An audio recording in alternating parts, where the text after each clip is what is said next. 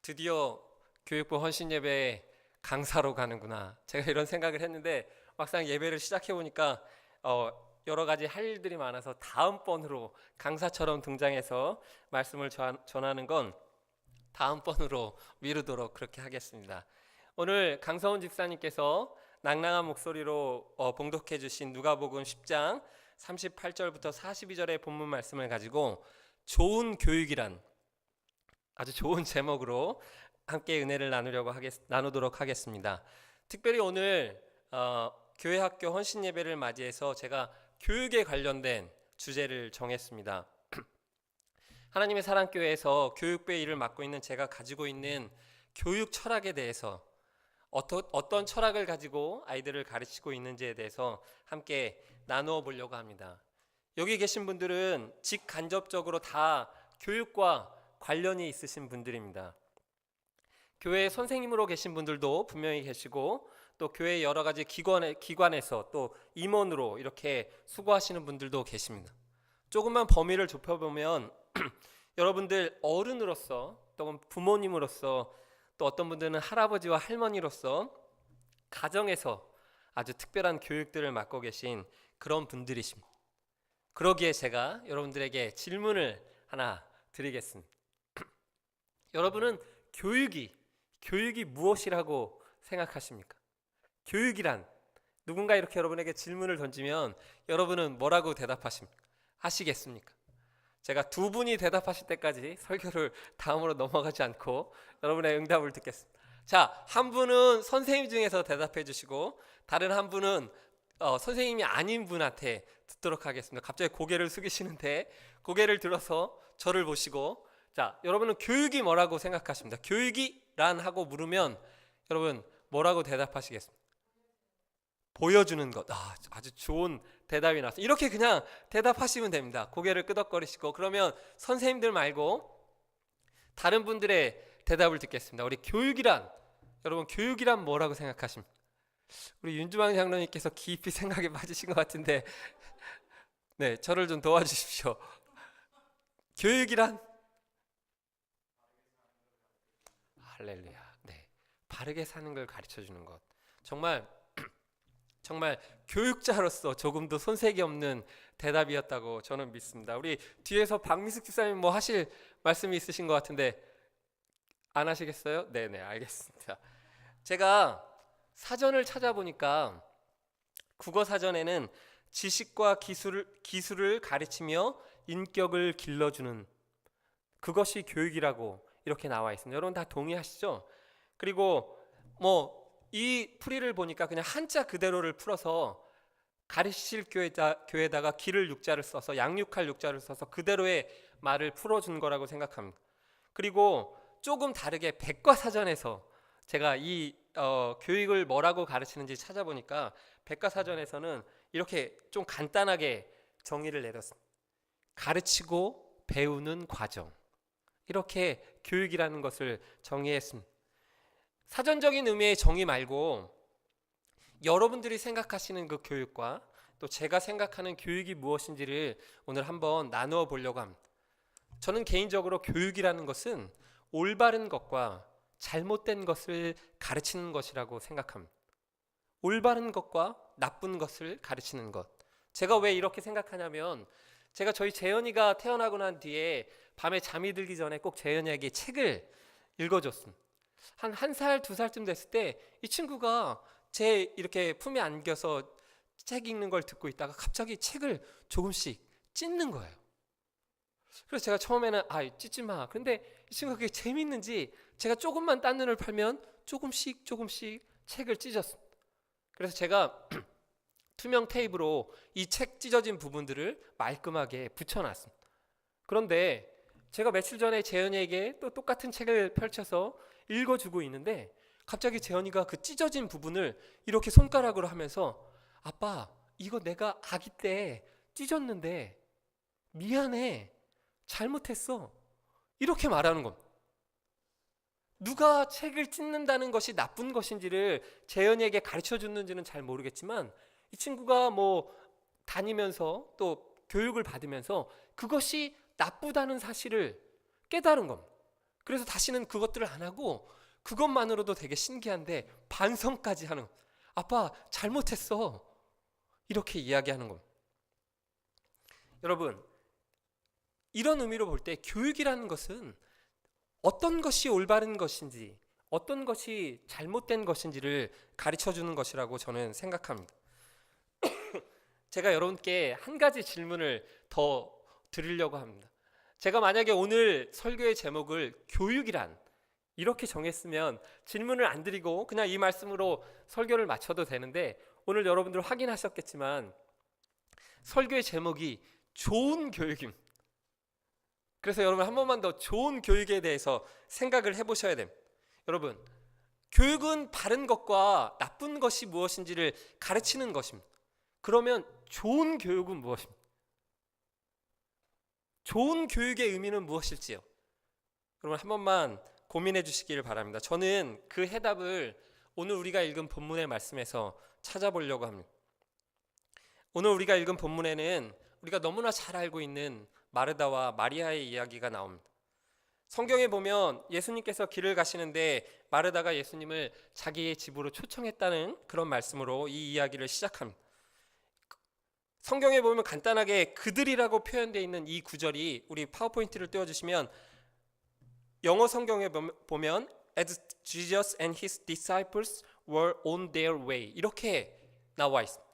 그냥 그들이라고 하는 표현이 예수님과 그의 제자들이 길을 가고 있던 중이었다고 성경이 그렇게 이야기하고 있습니다. 이 내용만을 가지고 예수님과 동행했던 제자들이 몇 명인지는 정확하게 알 수 없지만 어찌 되었든 간에 이 많은 사람들을 대접하기 위해서 오늘 우리가 성경에 보고 있는 것처럼 분주하고 바쁜 일들이 그 집에 일어나고 있었을 것은 너무나도 분명합니다. 그런데 동생인 마리아가 언니인 마르다를 도와주지 않고 그냥 예수님 발치에 앉아서 예수님의 말씀을 듣고 있는 거예요. 여러분, 이 장면이 그림처럼 그려지고 계십니까? 마르다는 예수님과 제자들을 초대해 놓고 음식을 대접하기 분주한데 마리아는 아무 일도 하지 않고 예수님 발 앞에 앉아서 말씀을 듣고 있습니다. 화가 난 마르다가, 화가 난 언니가 예수님께 부탁합니다. 예수님, 내 동생이 나 혼자 일하게 내버려 두는 것을 생각지 아니하십니까? 그를 명하사 나를 돕게 하소서라고 예수님께 부탁을 합니다. 여러분, 이 말뜻이 무슨 뜻입니까? 예수님께 지금 마르다가 불평을 하고 있는 겁니다. 예수님, 지금 이 상황이 보이지 않으십니까? 음식 준비하느라 바빠 죽겠는데 제 동생을 붙들고 이야기를 나누시면 어떡하십니까? 제발 제 동생을 가서 언니를 도와주라고 그렇게 좀 말씀해 주십시오. 지금 그런 이야기를 하고 있는 겁니다. 그런데 예수님께서 마르다를 향해 말씀하고 계십니다. 마르다야, 내가 많은 일로 근심하고 염려하나 몇 가지만 하든지 혹은 한 가지로 족하니라. 마리아는 이 좋은 일을 택하였으니 결코 빼앗기지 않으리라. 이렇게 예수님께서 대답하고 계십니다. 우리 이 말씀을 NASB 버전으로 다시 한번 살펴보겠습니다. 우리 본문의 말씀을 한 번만 더 띄워주십시오. 이 구절에서 제가 되게 중요하게 생각하는 부분은 42절에 있습니다. 우리 42절에 보시면 But only one thing is necessary, 이렇게 표현하고 있습니다. 예수님께서 대답하실 때 오직 한 가지가 필요한데 너는 너무 많은 걸로 분주하다고 그렇게 마르다에게 이야기하고 계십니다. 그리고 마리아는 그 좋은 것을 선택했으니 결코 빼앗기지 않을 것이라고 예수님께서 그렇게 이야기하고 계십니다. 그렇습니다. 마리아는 그녀의 삶에 필요한 가장 좋은 것을 선택했습니다. 가장 중요한 한 가지를 선택했습니다. 그리고 그것을 빼앗길 생각이 전혀 없었습니다. 자, 오늘의 말씀을 살펴보면서 제가 여러분에게 다시 한번 질문을 던지겠습니다. 여러분, 좋은 교육은 무엇입니까? 좋은 교육이란 과연 무엇이겠습니까? 오늘 본문의 말씀을 생각하면서 한 번만 더 깊이 고민해 주십시오. 저는 개인적으로 이렇게 생각합니다. 좋은 교육은 좋은 것과 더 더 좋은 것을 구분하는 능력을 가르치는 것이라고 저는 생각합니다. 우리가 인생을 살면서 내리는 수없이 많은 결정들을 다시 한번 돌아보면 어떤 것들은 좋은 것과 나쁜 것을 선택하는 것이 있는데 어떤 것들은 분명히 좋은 것과 더 좋은 것을 선택하는 그런 결정이 있습니다. 예를 들어 보면 이렇습니다. 여러분 자동차를 살 때 여러분은 여러분들의 경제적인 환경과 또 여러분들의 가족들의 환경을 맞춰서 우리에게 가장 적합하고 좋은 차를 구입하게 됩니다. 다른 차들이 좋지 않아서 그 차를 구입하지 않는 것이 아니라 이 차가 나의 경제적인 상황과 나의 가족들의 환경에 가장 좋기 때문에 그 차를 선택하는 것입니다. 여러분의 자녀들의 대학을 고를 때도 마찬가지입니다.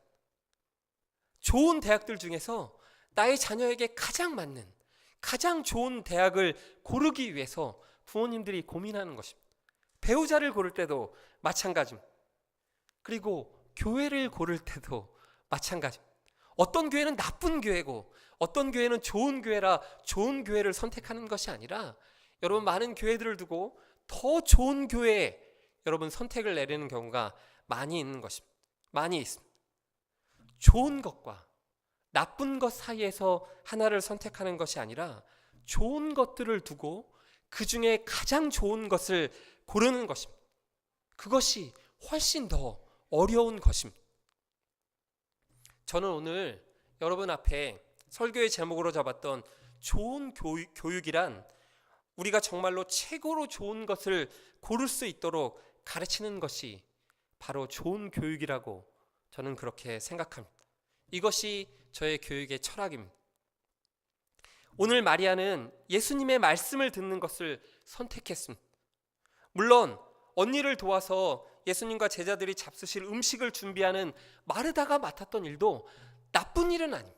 그것도 좋은 일입니다. 하지만 예수님께서는 분명히 오늘 마리아가 선택한 것이 그녀에게 가장 필요한 가장 좋은 것이라고 분명히 말씀해주고 계십니다. 여러분, 우리가 삶에서 선택해야 할 가장 좋은 것은 언제나 예수님의 말씀을 듣는 것입니다. 예수님이 원하시는 그것을 선택하는 것입니다. 다시 한번 제가 말씀드리겠습니다. 여러분 아멘 할 준비를 하시고 다시 한번 들으시기 바랍니다. 우리의 삶에서 우리가 선택해야 할 가장 좋은 것은 언제나 예수님의 말씀을 듣는 그것입니다. 언제나 예수님께서 원하시는 그것을 선택하는 것입니다.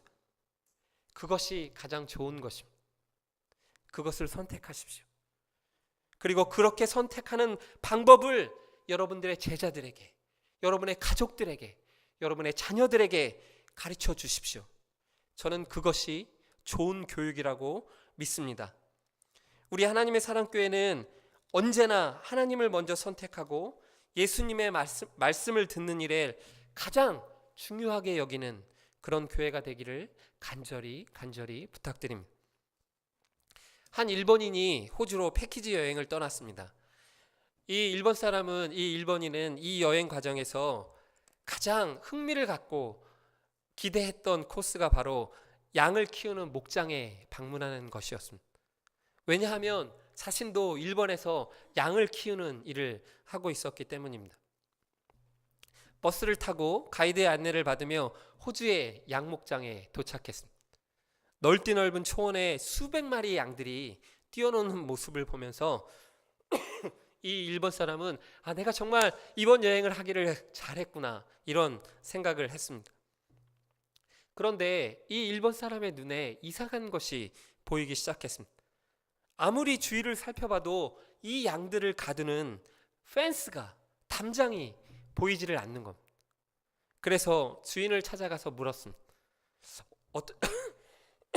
어떻게 이렇게 많은 양들을 초원에 풀어놓고 키우는데 펜스가 없이 이 양들을 키울 수가 있습니까? 이 일본인이 그렇게 물었습니다. 그러자 이 농장의 주인이 웃으면서 대답했습니다. 이 양들을 관리하는 데 따로 담장이 펜스가 필요 없습니다. 이 농장의 중심에 커다란 우물이 하나 있는데 양들은 마음껏 초원을 뛰놀고 누비다가 풀을 뜯어 먹다가 목이 마르면 이 우물로 다시 찾아옴. 이 우물만 있으면 양들을 절대 다른 곳에 가두지 않아도 양들은 다른 곳으로 가지 않습니다. 이 우물이 이 농장의 핵심 대답입니다. 이렇게 대답을 했습니다. 여러분, 양들을 잘 통제하기 위해 그리고 잃어버리지 않기 위해 튼튼한 담장인 펜스를 치는 것이 잘못된 것은 절대로 아닙니다. 그런데 그것보다 더 좋은 방법이 있다는 것입니다. 그것은 바로 크고 좋은 우물을 그 초원의 한가운데 두는 것입니다. 목마르면 언제든지 찾아와 양들이 마실 수 있고 쉴 수 있는 그 우물이 있으면 따로 펜스가 필요 없습니다. 그 우물이 있으면 다른 노력이 필요 없습니다. 왜냐하면 양들이 그곳에 모이기 때문입니다. 왜냐하면 양들이 결코 그 농장을 떠나가지 않기 때문입니다. 이것이 제가 생각하는 교회의 모습이고 제 교육의 철학입니다. 우리는 우물만 있으면 돼요. 교회는 사람들을 모으고 채우기 위해 수없이 많은 기능적인 요소들을 필요로 하고 있습니다. 교육적인 시스템과 교구제와 잘 갖추어진 그런 조건들이 필요로 합니다. 절대로 저는 그것이 나쁘다고 말씀드리는 것은 아닙니다. 하지만 저는 더 좋은 것을 선택하겠습니다. 저는 교회 중심에 예수님이 영원히 마르지 않는 우물로 계시는 그 방법을, 그 길을 선택하고 싶습니다. 그러면 하나님의 양무리들이 마음껏 초원을 뛰놀다가 목이 마르면 다시 교회를 찾아올 것입니다. 교회는 그것으로 충분합니다. 우물 대신 주님께서만 계시면 그것으로 충분합니다. 그것만 자랑하면 됩니다. 오늘 우리가 하나님 앞에서 묻고 생각해야 할 것은 과연 우리 교회에 이 우물이 있는가? 우리의 교육 가운데 이 우물이 있는가라고 저는 확신합니다. 깊고 맑은 우물만 있으면 우리는 담장이 없어도 됩니다. 주님만 이 교회에 계시면 복잡한 절차와 순서들 어떨 때는 다 필요 없습니다. 화려한 건물과 넘치는 재정이 없어도 됩니다. 저는 절대로 그것들이 나쁘다고 말씀드리는 것이 아닙니다. 우리는 더 좋은 것이 무엇인지를 확실히 알기 때문입니다. 우리는 주님만 계시면 됩니다. 저는 더 좋은 것을 선택하겠습니다. 우리들의 자녀들에게 더 좋은 것을 가르치겠습니다. 저는 예수님을 선택하겠습니다. 여러분들은 어떻게 하시겠습니까? 제가 여러분들의 이 결단을 돕기 위해서 아주 짧은 비디오를 하나 준비했습니다. 제가 이 비디오를 박민숙 집사님께 부탁드렸는데 뒤에서 지금 이걸 언제 트나 하면서 되게 고민하고 계실 텐데 우리 집사님이 저걸 준비하는 동안에 뒤에 불만 한번 꺼주시면 감사하겠습니다. 우리 애경 집사님 저쪽에 뒤에 불만 한 번만 꺼주시고 불이 꺼지면 스타트해 주십시오.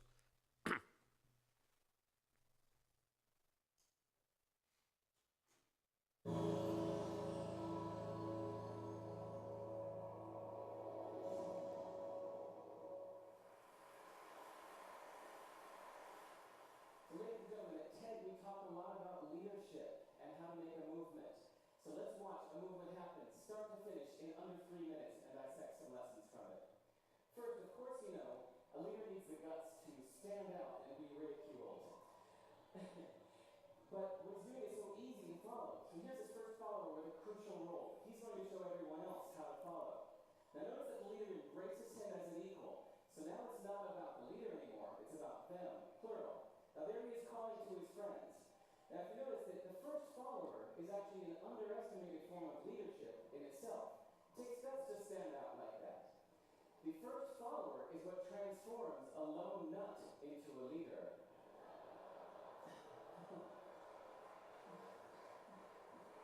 And here comes a second follower. Now it's not a lone nut, it's not two nuts, 3 is a crowd, and the crowd is news. So a movement must be public. it's important to show not just the leader, but the followers, because you find that new followers emulate the followers, not the leader. Now here come 2 more people, and immediately after, 3 more people. Now we've got momentum. This is the tipping point. Now we've got a movement. So, notice that as more people join in, it's less risky. So those that were sitting on the fence before now have no reason not to. They won't stand out, they won't be ridiculed, but they will be part of the in crowd if they hurry. So,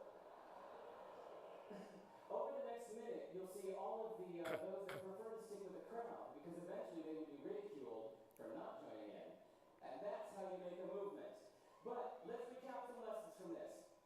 So, first, if you are the type, like the shirtless dancing guy, that is standing alone, remember the importance of nurturing your first few followers as equals. So it's clearly about the movement, not you.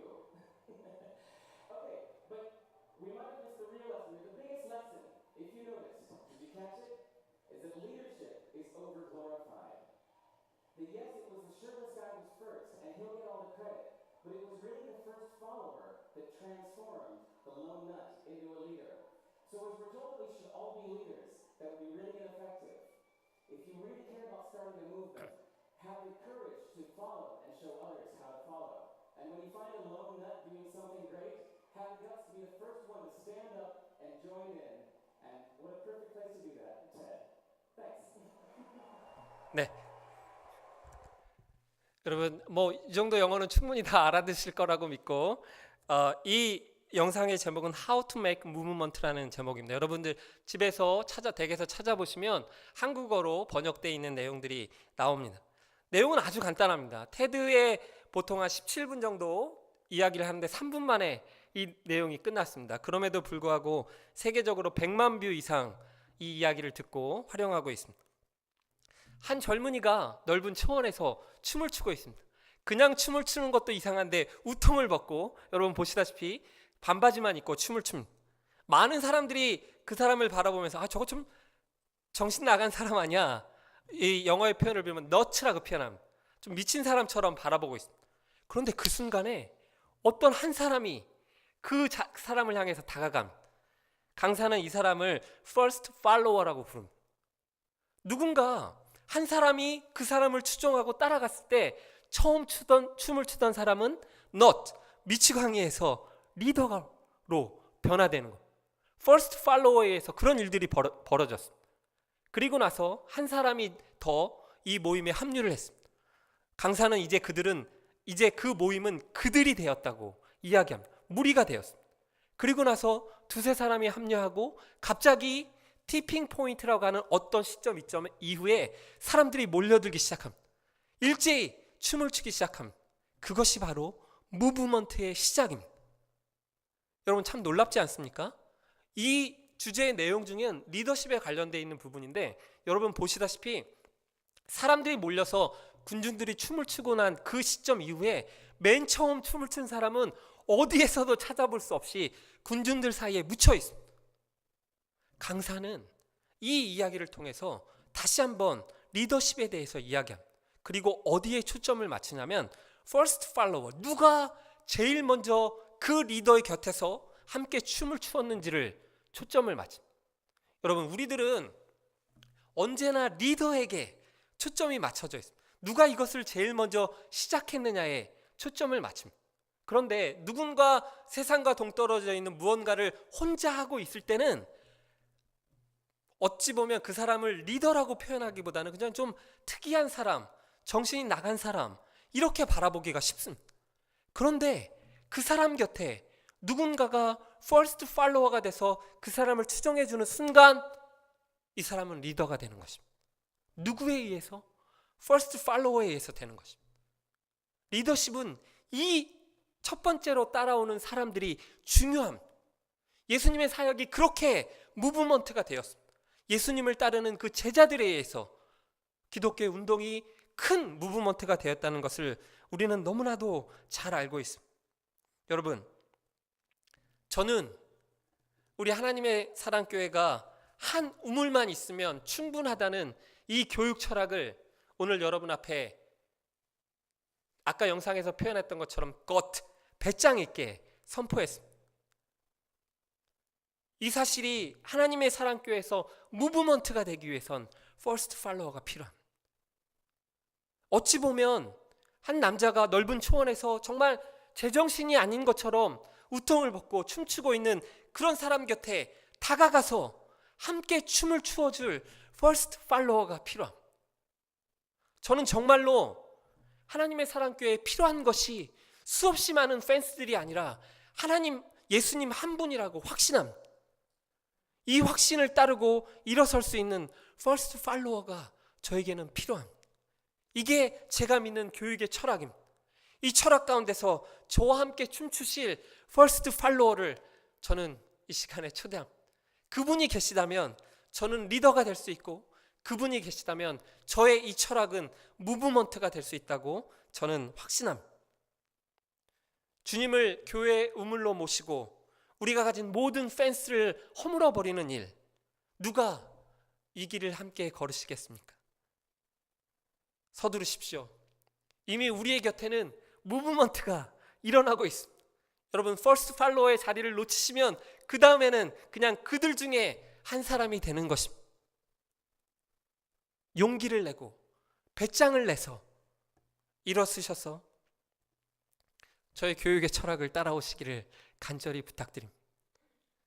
우리 하나님의 사랑교회는 우물 대신 예수님만 계시면 됩니다.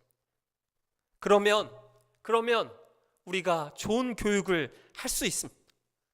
여러분, 좋은 교육을 합시다.